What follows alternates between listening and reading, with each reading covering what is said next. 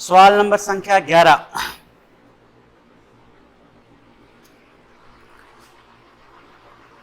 क्रमशः 6 semi, 8 semi और 10 semi त्रिज्या वाले धातु को 3 ठोस गोलों को पिघलाकर एक बड़ा गोला बनाया जाता है। इस प्रकार बड़े गोले की त्रिज्या ज्ञात करनी। 3 गोला, देखो एक गोला ये है, एक गोला ये है और एक गोला ये। इन तीन, इसकी त्रिज्या जो है वो 6 सेमी है, इसकी त्रिज्या जो है 8 सेमी है, इसकी त्रिज्या जो है वो 10 से। इसे पिघलाकर एक नया बड़ा गोला बनाया गया है। इस बड़े गोले की त्रिज्या क्या, ये बताना है। इस गोले को और इस गोले को पिघला करके एक बड़ा गोला बनाएंगे। इस बड़े गोले की त्रिज्या क्या है? तो इस तीनों गोलों का जो आयतन है वो कौन ले रहा है? बड़ा गोला ले रहा है। तो तीनों गोलों का आयतन बराबर क्या हो जाएगा? बड़े गोले का आयतन। लिख लो, पहले गोले की त्रिज्या, पहले गोले की त्रिज्या यानी R1 जो है वो कितनी है? 6 सेमी है। दूसरे गोले की त्रिज्या R2 जो है वो है 8 सेमी और तीसरे गोले की त्रिज्या, तीसरे जो गोले की त्रिज्या जो है वो है 10 सेमी। और माना कि बड़े गोले की त्रिज्या, बड़े गोले की त्रिज्या जो है वो R बड़ा मान लो, ये R, या बड़े R4 मान सकते हो आप। ये R1 हो गया, ये R3 हो गया। इसको बोले R4 भी मान सकते हो। बड़े गोले की त्रिज्या R4 है। लिख लो, प्रश्नानुसार, प्रश्नानुसार पहले गोले का आयतन प्लस दूसरे गोले का आयतन प्लस तीसरे गोले का आयतन बराबर चौथे गोले का आयतन, चौथे गोले का आयतन, ये या बड़े गोले का आयतन, बड़े गोले का, ये वैसे ले सकते हो बड़े गोले का आयतन।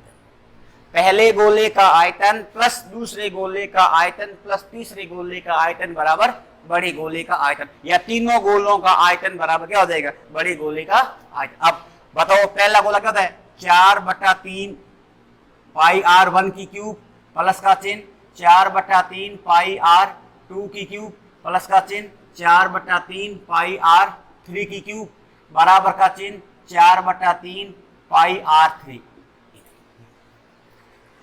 पहले गोले का आयतन प्लस दूसरे गोले का आयतन प्लस तीसरे गोले का आयतन बराबर क्या हुआ? बड़े गोले का आयतन। आप इसमें लिख दो, इसमें देखो 4/3 पाई कॉमन आ रहा है इसके अंदर, इसमें 4/3 पाई कॉमन ले लो कॉमन, 4/3 पाई कॉमन ले लो। कोष्टक R1 की क्यूब प्लस R2 की क्यूब प्लस R3 की क्यूब बराबर का चिन्ह 4/3 पाई R3। अब देखो ये और ये क्या हुआ? कट गया। अब R1 कितना देखो 6 की क्यूब प्लस का चिन्ह 8 की क्यूब प्लस का चिन्ह 10 की क्यूब बराबर का चिन्ह बड़े R की क्यूब। हल कर दो, 216 प्लस 512 प्लस 1000 बराबर कितना हुआ? R की 3। तो R की 3 बराबर कितना हो जाएगा? जोड़ दो, 1000 512 216 6 2 8 और 1 1 2 7 का 7 और 1 का 1 कितना आएगा? 1728। अब R की 3 का मान कितना हुआ? 1728। तो R का मान क्या हो जाएगा? 1728 का घनमूल। तो R का मान कितना हो जाएगा? 12 सेमी। लिख दो, अतः बड़े गोले की जो त्रिज्या जो है कितनी होगी? 12 सेमी होगी। इस वाले से होगा। इस सवाल को इसी हिसाब से करना पड़ेगा। पहले गोले की त्रिज्या जो है वो 6 सेमी लिख दो, दूसरे गोले की त्रिज्या जो है 8 सेमी लिख दो, तीसरे गोले की त्रिज्या जो है वो 10 सेमी है। आपको बड़े गोले की त्रिज्या ज्ञात करनी है। तो माना कि बड़े गोले क्या है? R मान लो आप, या R4 लिख सकते हो। प्रश्नानुसार पहले गोले का आयतन प्लस दूसरे गोले का आयतन प्लस तीसरे गोले का आयतन बराबर क्या होता है? बड़े गोले का आयतन। अब देखो 4/3 पाई R की क्यूब, ये पहले गोले का आयतन है, और 4/3 पाई R 2 की क्यूब प्लस का चिन्ह 4/3 पाई आर 3 की क्यूब बराबर 4/3 पाई आर की 3, यानी ये बड़ा गोला है, ये आर बड़ा है जो बड़ा गोला लिख दीजिए। अब इसमें 4/3 पाई कॉमन आ रहा है, इसमें 4/3 पाई कॉमन ले लो, 4/3 पाई कॉमन ले लो, तब यहाँ क्या बचेगा, R1 की क्यूब बचेगा, यहाँ R2 की क्यूब बचेगा, यहाँ R3 की क्यूब और 4/3 पाई आर की 3। अब ये 4 पाई से ये काट दो करके, अब R1 का मान 6 की क्यूब, R2 का मान 8 है, 8 की क्यूब प्लस 10 की क्यूब बराबर R की 3, कितना हुआ 216, 512 कितना हुआ 1000 बराबर कितना हुआ R की 3। अब इन तीनों को जोड़ो, R के 3 का मान कितना हुआ 1728, R का मान आ जाएगा 1728 का घनमूल कितना देगा 12 सेमी आ जाएगा। सवाल नंबर संख्या 12वां,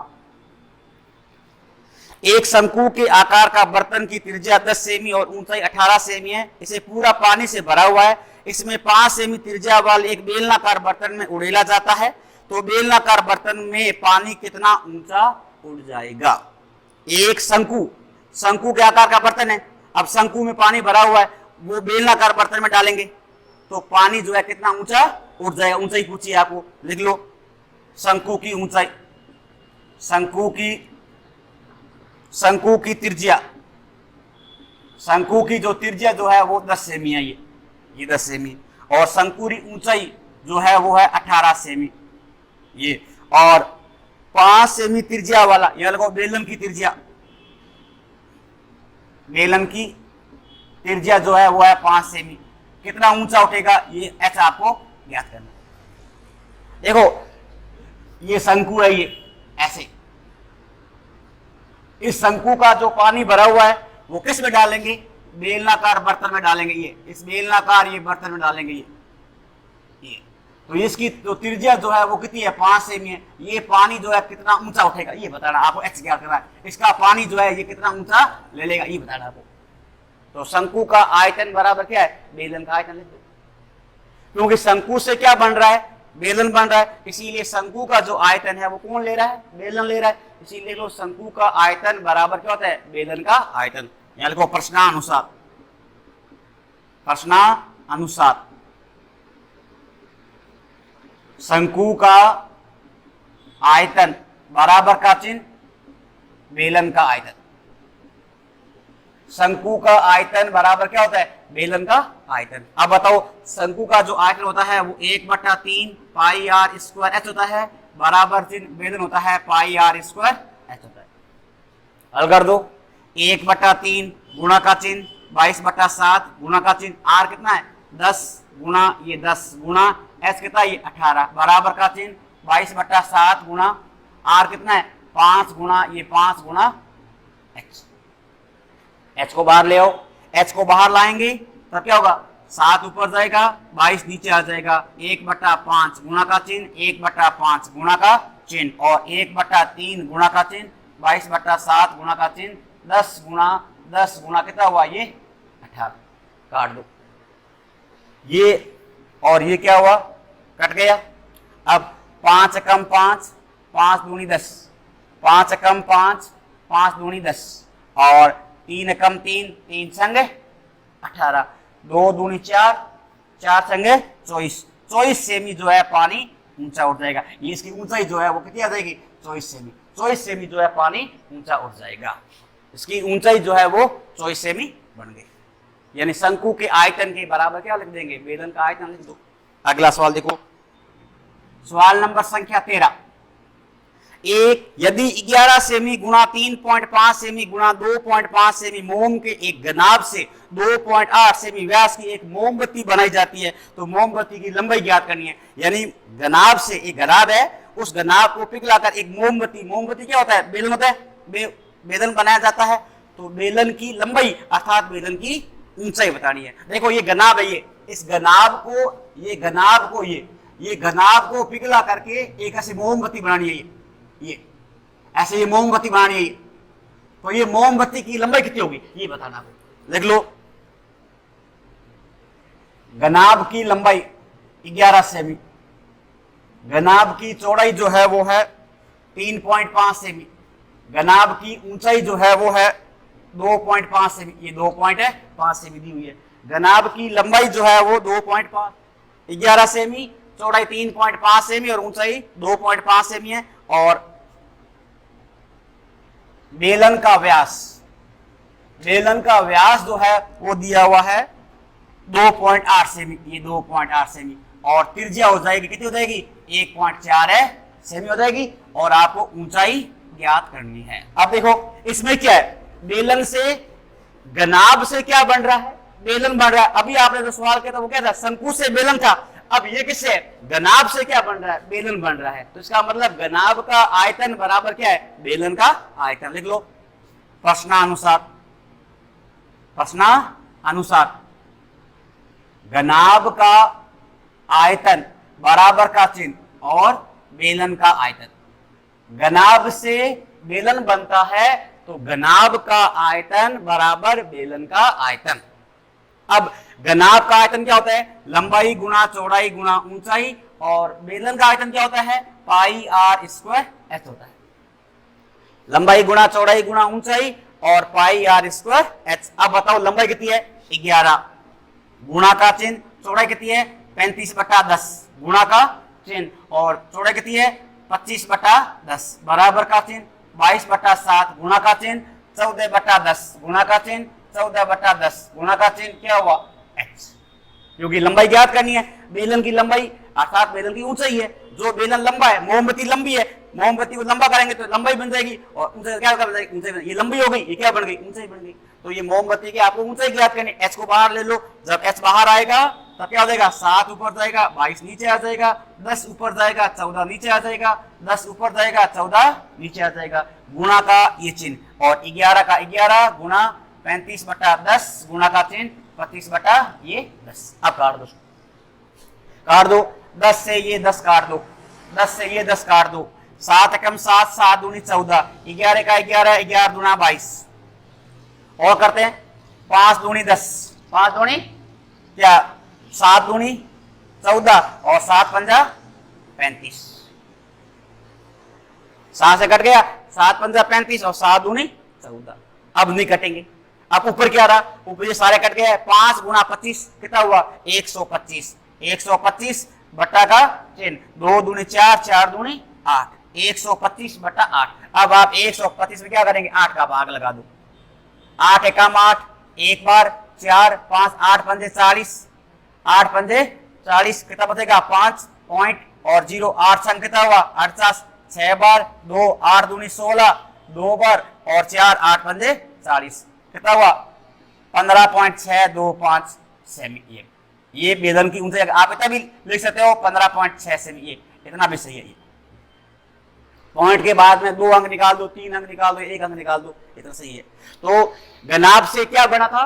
बेलन बना था। तो गनाब का आयतन बराबर क्या होता है? बेलन का आयतन। गनाब का आयतन लंबाई गुणा चौड़ाई गुणा ऊंचाई होता है और बेलन का आयतन जो होता है पाई आर स्क्वायर एच होता है। हल कर दीजिए 11 गुणा 35/10 गुणा 25/10 बराबर 7 गुणा 14/10 गुणा 14/10 गुणा एच। एच को बाहर ले आओ, इस संख्या को बदल दीजिए।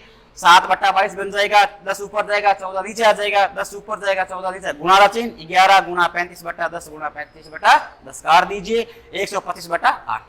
अगला लास्ट एक सवाल और हो रहा है। क्या कहता है? ये धातु के एक गोले का व्यास 6 सेमी है। धातु के गोले का व्यास 6 सेमी है। गोले को पिघलाकर एक समान वृत्तीय अनुप्रस्थ काट परिच्छेद वाला तार बनाया जाता है। यदि तार की लंबाई 36 मीटर है तो तार की त्रिज्या ज्ञात करें। देखो गोले से क्या बन रहा है? तार बन रहा है। गोले से क्या बन रहा है? तार बन रहा है। गोलक गोले से क्या बन रहा है? तार। तार क्या होता है? बताओ तार क्या होता है? तार भी एक क्या होता है? बेलन होता है। तार भी क्या होता है? एक बेलन होता है। तार मान लो मोटा तार होता है ना, मोटा तार देखा होगा आपने, ये पाइप लाइन नीचे डालते हैं तो ये भी एक क्या है? बेलन ही होता है, लंबा बेलन होता है। तो तार की लंबाई ज्ञात करनी है। तार का लंबाई दे रखी है 36 मीटर, तो उसकी त्रिज्या बताने की तार की कितनी त्रिज्या होगी। तो आप ये देखो 14 गोले का व्यास, गोले का व्यास जो है वो कितना है? 6 सेमी है। ये 6 सेमी। तो गोले की त्रिज्या हो जाएगी कितनी हो जाएगी? 3 सेमी हो जाएगी। और तार की लंबाई, तार की जो लंबाई है वो होता है x। कितना दिया हुआ है? 36 मीटर दिया हुआ है। और त्रिज्या आपको ज्ञात करनी है। अब देखो आपके सामने यहां पर 6 सेमी है, यहां 3 सेमी है, यहां पर 36 मीटर दिया हुआ है। 36 मीटर लंबा तार बनता है, यानी गोले को पिघला, एक बड़ा गोला जो उसको पिघला करके 36 मीटर लंबा तार बनाया जाता है। तो तार की त्रिज्या बतानी, यानी उस तार की जो है त्रिज्या कितनी होगी। अब यहां सेंटीमीटर में और यहां किस में आ रखा है, मीटर में आ रखा है। इकाई एक बनाओ, 1 मीटर में 100 सेमी होते हैं, तो 36 मीटर में कितना हो जाएगा, 3600 सेमी। आप यहां लिख दो 3600 सेमी कर दो, आप 3600 सेमी कर दो, यहाँ ये सेमी बढ़ गया। अब आप सवाल कर दो। अब देखो क्या बन रहा है, गोले से तार बन रहा है। क्या बन रहा है, गोले से तार। इसमें क्या बन रहा था, घनाभ से बेलन बन रहा था, और इसे क्या बन रहा है, गोले से बेलन बन रहा है।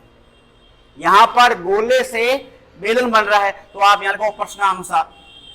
प्रश्नानुसार क्या होगा, गोले का आयतन, गोले का आयतन बराबर तार का आयतन। गोले का आयतन बराबर तार का आयतन। जो गोले से तार बना है, इसीलिए गोले का आयतन बराबर तार का आयतन लिख दो। अब गोला क्या होता है, 4/3 पाई आर की क्यूब होता है, बराबर का चिन्ह। तार क्या होता है, बेलन होता है, पाई आर स्क्वायर एस कर दो। हल कर दो, कितना हुआ, 4/3 गुणा 22/7 गुणा कितना, 3 गुणा 3 गुणा 3 बराबर का चिन्ह, और कितना हुआ 22/7 गुणा आर स्क्वायर गुणा कितना हुआ, 3600। अब आर से बाहर ले लो, इस आर स्क्वायर को इधर ले आओ, ले लो। आर स्क्वायर बराबर का चिन्ह कितना हो जाएगा, 7/22 बन गया, गुणा का ये चिन्ह। अब ये भी बदलेगा, कितना होगा, 1 क्या बन जाएगा, 3600 बन जाएगा, गुणा का चिन्ह, और 4/3 गुणा कितना हुआ, 22/7 गुणा कितना हुआ, 3 गुणा ये 3। अब सो काटो ये संख्या और ये संख्या। देखो पाई से पाई यहां भी काट सकते हो, आप पाई से पाई यहां भी काट सकते हो, वो तो एक ही बात है। यहां ऐसे देखो काटो चाहे ऐसे काटो, बात तो एक ही होती है यहाँ पर। अब देखो, अब जो काटिए ये काटो, 3 से काटो, 3 से ये 3 कट गया। अब ये कटता है 3 से, काटो, 3 कम 3, 3 कम 3, 3 दूनी 6, कितना आ गया 1200। ये काटो, कितना आएगा, 3 तिया 9, 3 चौके 12, 0 और ये 0, ये कट गया। और करते हैं, काटो, 3 कम 3, कितना आएगा, ये 100, कट गया। अब बताओ आर स्क्वायर बराबर का ये चिन्ह। अब बताओ ऊपर क्या रहा, ऊपर सारे कट गए, ऊपर क्या रहा, 1 रहा, ऊपर तो क्या रहा 1 बटा का ये चिन्ह, और नीचे क्या रहा 100। बच्चे क्या करते हैं, 100 ऐसे सीधे लिखते हैं, आर स्क्वायर बराबर 100 लिखते हैं। ये बिल्कुल बच्चे गलत करते हैं, क्योंकि ऊपर क्या रहा है, ऊपर तो 1 रहा है और नीचे क्या रहा है 100 रहा है। 1/100 होगा, यहाँ पर 100 कर दो तो गलत होगा। यदि आपने यहाँ पर 100 कर दो तो गलत हो गया। 1/100 है, क्या बना ये 1/100 है। अब आर स्क्वायर का मान कितना हुआ, 1/100 बन गया। अब बताओ आर का मान कितना हो जाएगा, आर का मान हो जाएगा 1/100 का अंडर रूट बन गया, बराबर का चिन्ह। अब इसका वर्गमूल निकाल दो। 1 का वर्गमूल क्या होता है, 1 होता है।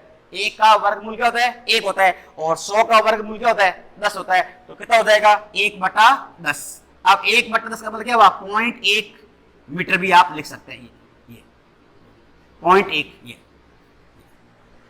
1/10 यानी 0.1 सेमी, 0.1 है सेमी, ये 0.1 है, क्योंकि हमने सेमी भी याद किया यहाँ पर ये, तो इसलिए 1/10 क्या बनेगा 0.1 सेमी, यानी 1 में 10 का भाग लगा दो तो कितना आएगा 0.1 है सेमी बन गया।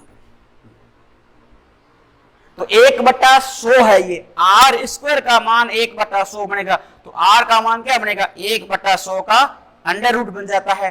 कितना हो गया 1/10। आप चाहे बोले आर वालों तो बोले 1/10 तो कोई दिक्कत नहीं, 1/10 यानी 0.1 सेमी बन गया। 1/10 भी कह सकते हैं, 0.1 सेमी भी।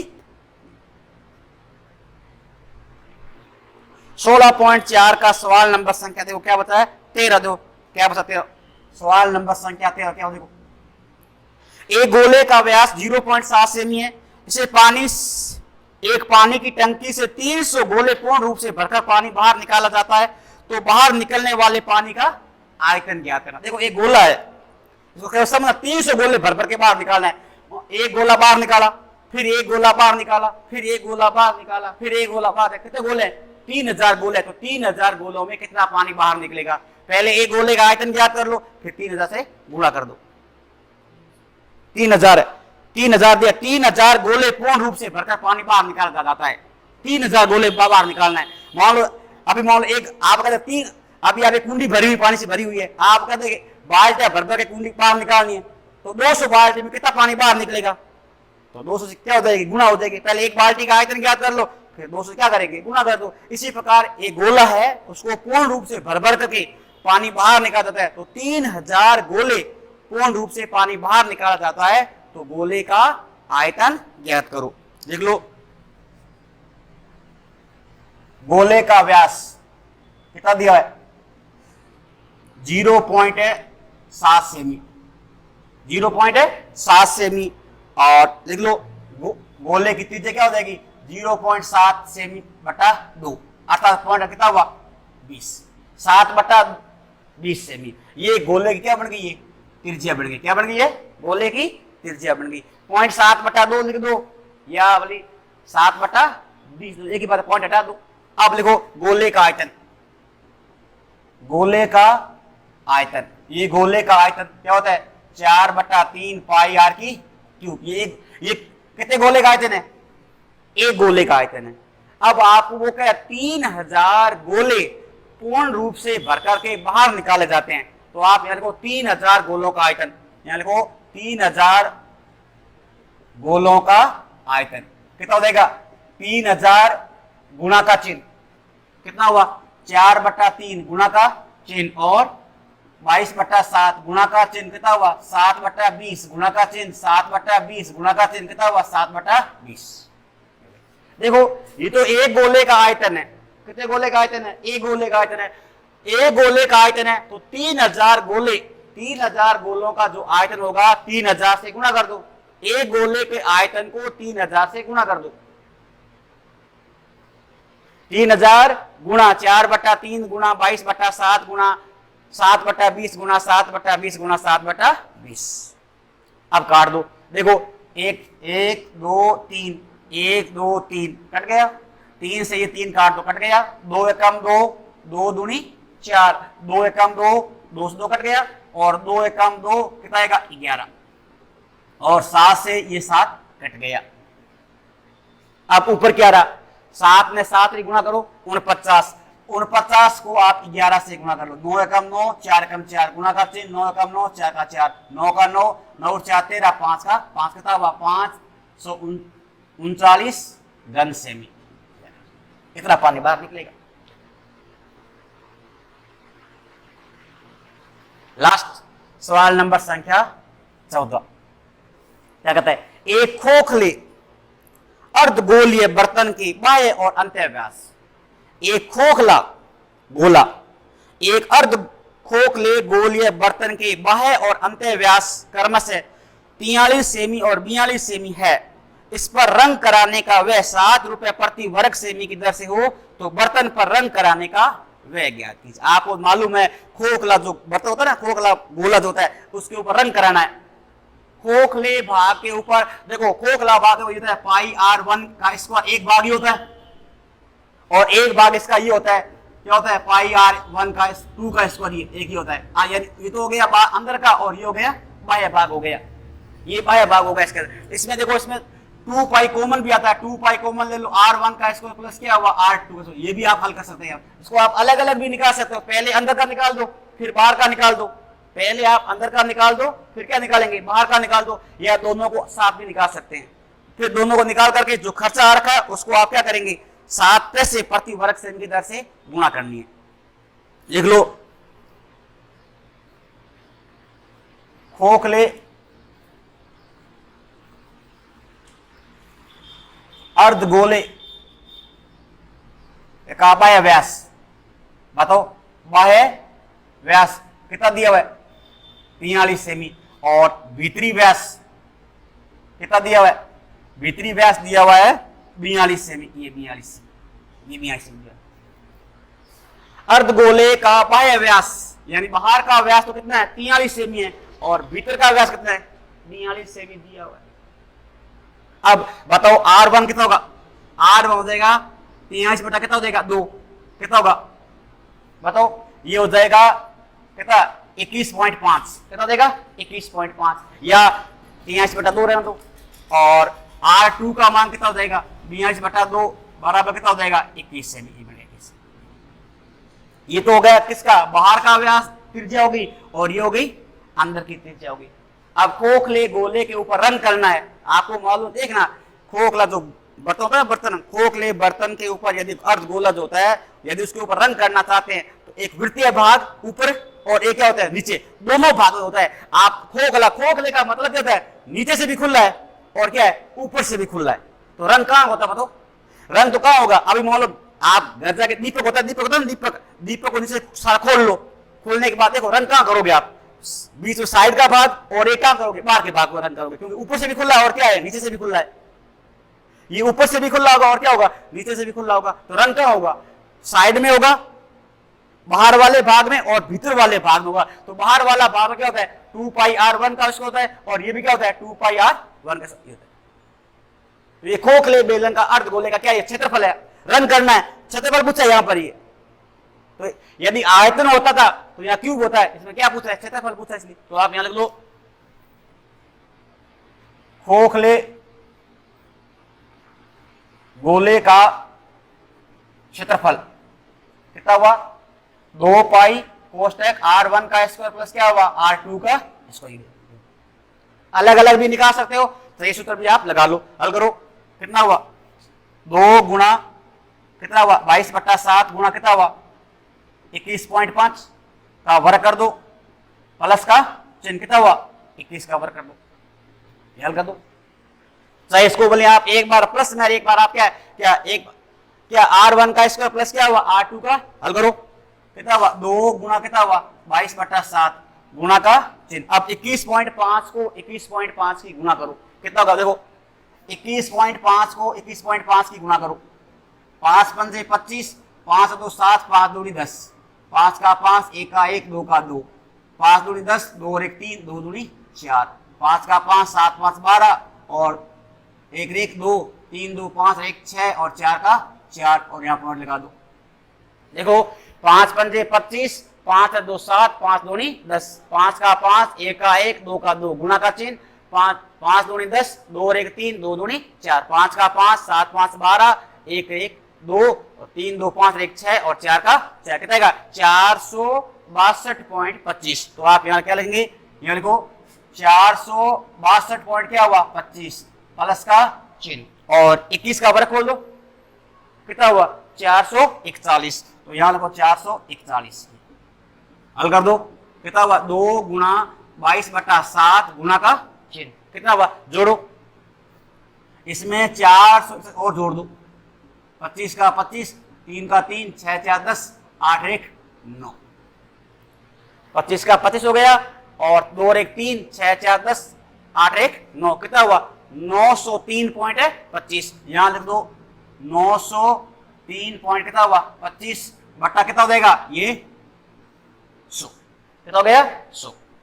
ये अब आपको क्या पूछा है इसमें, इसको नए काट करके सीधी गुणा कर दो, क्या पूछा है 7 पैसे प्रति वर्ग सेमी की दर से रंग कराने का व्यय, तो आप ऐसे लिख लो रंग का व्यय, रंग का व्यय गुणा कर दो 7 गुणा का चिन्ह 7 पैसे, हल करो 2 गुणा कितना हुआ 22/7 गुणा कितना हुआ 903, और 25 बटा कितना हुआ ये 100। अब देखो पैसा है, पैसे को क्या करेंगे, पैसे को रुपए में बना सकते हो, पैसे को आप रुपए में भी बदल सकते हो, तो यहाँ बट्टा में क्या करेंगे बट्टा 100 कर दो, ये 100 ये रुपए बन गया। अब काट दो, देखो ये 7 से ये 7 क्या हुआ कट गया, अब सीधी गुणा कर लो कितना हुआ 22 गुणा कितना हुआ 44, अब 44 और 9 3 2 5 को 44 से गुणा कर लो, 4 पंजे 20 असल पाई 2, 8 2 10 असल पाई 1, 12 1 13 असल पाई 1, 1 का 1 9 चौका 36, और 0 0 3 1 6 और 3 का 3, 0 0 3 का 3, 4 का 4, 7 का 7, 9 का 9, 3 का 3, यहां लिख दो 3 9 7 4 3 0 0 बटा का 1 2 3 4 1 2 3 4 और 1 का 1। आप सीधा भाग लगा दो, कितना नंबर पॉइंट आएगा 1 2 3 4 1 2 3 4, कितना होगा 397.43 रुपए आ जाएंगे। ऐसे भी आप इसको ज्ञात कर सकते हैं, 397.43 रुपए भी आ सकते हैं। इस प्रकार हल होता है। इसको काटेंगे ना तो आपको डबल मेहनत करनी पड़ेगी। देखो पहले इसको काट दो, पहले क्या करेंगे आप इसको इससे गुणा करो, कितना आएगा 44, फिर 44 से क्या करेंगे इससे गुणा करेंगे, फिर इन दोनों को क्या करेंगे गुणा करेंगे, फिर भाग देना पड़ेगा, फिर आप जो भाजन की रहेगी फिर क्या करेंगे 7 में से गुणा कर दें, तो उत्तर तो वो सेम का सेम ही आएगा, उत्तर तो वही का वही आएंगे। तो आप क्या करेंगे, पहले आप क्या करेंगे इस गोले का क्षेत्रफल निकाल दो, जितना ये गोले का क्षेत्रफल है ये, अब 7 पैसे प्रति वर्ग सेमी दर से रंग कराने का यानी वार्निश कराने का जो है खर्चा पूछा है, तो रंग का वह 7 पैसे आइए, तो 7 बटा क्या हुआ 100 बन गया, क्योंकि 100 पैसे का 1 रुपया बनता है, बनता नहीं बनता है, तो 7 पैसे में 7 में 100 का भाग लगा दो, रुपए बन जाते हैं, तो 7 बटा 100 गुणा 2 गुणा 22 बटा 7 गुणा कितना हुआ 90,325 बटा 100 बन गया। अब इसको काटेंगे, देखो 7 7 काट के अलग तो करते हैं, सारे करते हैं, काट भी सकते हैं हम, जो ये काट देंगे कितना आ जाएगा 50 आ जाएगा, काट दो कितना देगा 25 आ जाएगा, ये भी कर देते हैं, लेकिन काटने से मतलब 100 गुणा कितना 100 सीधा भाग लगता है, कितना हुआ 10,000 में सीधा भाग लगा दो, कितना 397.43 रुपए। इस प्रकार ये आपकी पूरी प्रश्नावली कंप्लीट हो गई है। अब आपको ये सारे के सारे सवाल जो है खैर कॉपी में कंप्लीट कर लेना।